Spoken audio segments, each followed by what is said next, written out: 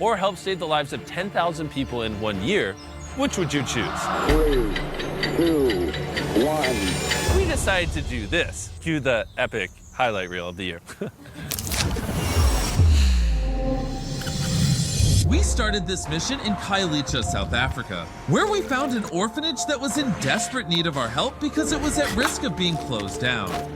They started back then. I saved more than 5,330 children. Those children would be dead. But we keep on opening the doors, knowing that maybe someone will come to our rescue, like Peace Philanthropy. So we spent the next 6 months working tirelessly By rebuilding 12 new homes with an ongoing supply of fresh food, as well as a brand new playground. while the orphanage was being built. We began our next project where we gave away 20,000 pairs of shoes to kids in Africa. Peace Philanthropy, what you have done here at my school is absolutely amazing.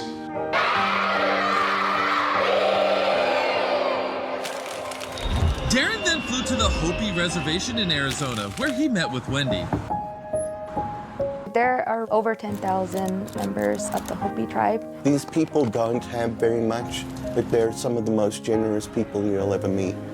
The Hopi tribe is situated hundreds of miles away from the closest quality clothing and food stores, which is bad because the winters here get freezing cold, and they need all the help they can get to stay warm and put food on the table. When we realized just how difficult it was for them to get access to these basic necessities, we decided to donate over $2.7 million of clothing. It was amazing. Our kids, our people are just so happy. Thank you, Mr. Beast. We then found out that there is an abnormally high number of amputees throughout Cambodia. So we partnered with Exceed Worldwide to give away 2,000 prosthetic limbs. What we've experienced is that it's so much more than a limb. We're giving back people their independence, but most important, I realize that we're giving them back their dignity and their self-esteem. I'm sorry, Daddy. I really thank you. Darren and Dan then flew to a remote island in Colombia where they capsized a boat and fell in a river filled with Crocodiles. While they were there, they built a solar grid which gave the island electricity and Wi-Fi for the first time, which will give the kids on the island the ability to access education online. We also built a bakery to empower the women in this community, which from day one was a hit. We then traveled to Kenya, where fresh drinking water is extremely scarce. I am a father of 6 children, and I want to be the best father of all. That's why I work so hard to maintain my bread. My bicycle, it has no gears. One of the pedals is not there. The brakes are not 100% working. Sometimes I think if I could take motorbike engine and put to my bicycle, my life could be easier. So with the help of electric e-bikes, we were able to provide Mr. Barasa and 1,000 other people with free electric bicycles. We have made work easier. It's so easy to ride.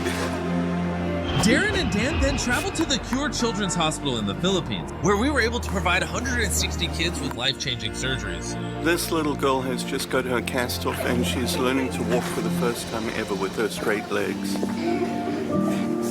The magnitude of the surgeries that these kids are getting from Cure for free will change their lives. And the fact that Beast Philanthropy can come in here and help Cure provide care to some of these kids is something that's going to affect me and stay with me for the rest of my life. The construction of the orphanage in South Africa was now complete, and it was time to surprise Mama Rosie and the kids.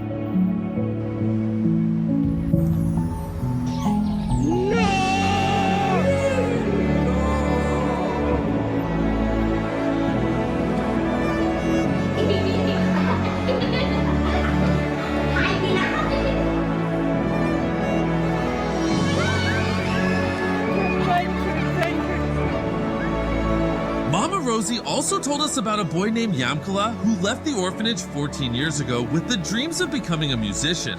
However, he was struggling to make money and practice his craft, working full-time at the airport. It kills me knowing that I'm doing something that I'm not into, and there is something that I want to do that I really love, but I cannot do it. So we decided to surprise Yamkala with a brand new top-of-the-range acoustic guitar, as well as award him a full scholarship to the best music school in the country. See you in a year. The team then flew to Thailand, a country with over 2 million stray and disabled dogs, to meet with Michael and help him rescue as many dogs as possible, where we help thousands of dogs run for the very first time.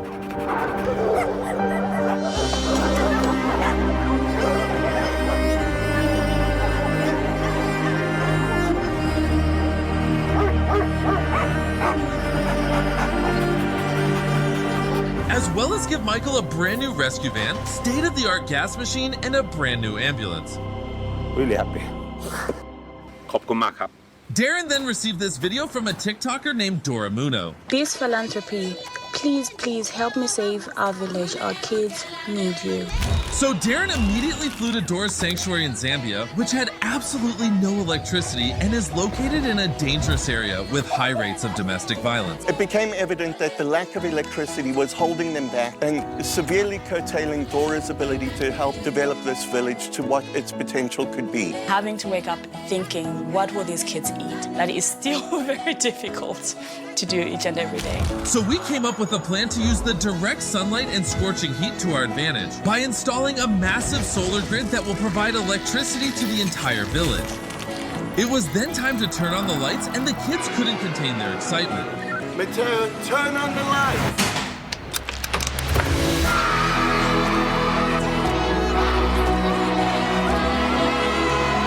And we have lights!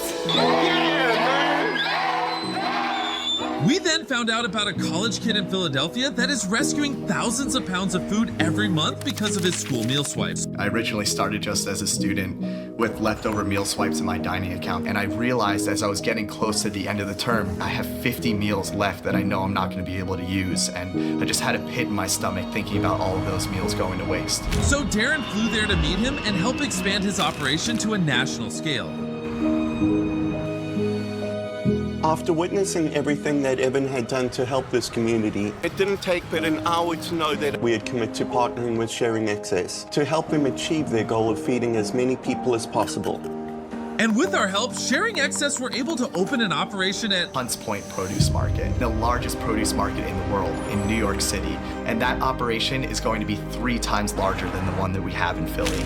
Next, Darren and Dan traveled to the heart of Cameroon, where thousands of children at this school have to share a single toilet and have lessons in these derelict and dilapidated classrooms. These conditions had no dignity. These conditions would not make a child believe that the future is bright. Once we saw this, we knew we had to do something, so almost immediately we started drawing up plans to begin construction. And a few months later, the brand new classrooms were built, just in time to surprise the kids before they returned from their holidays.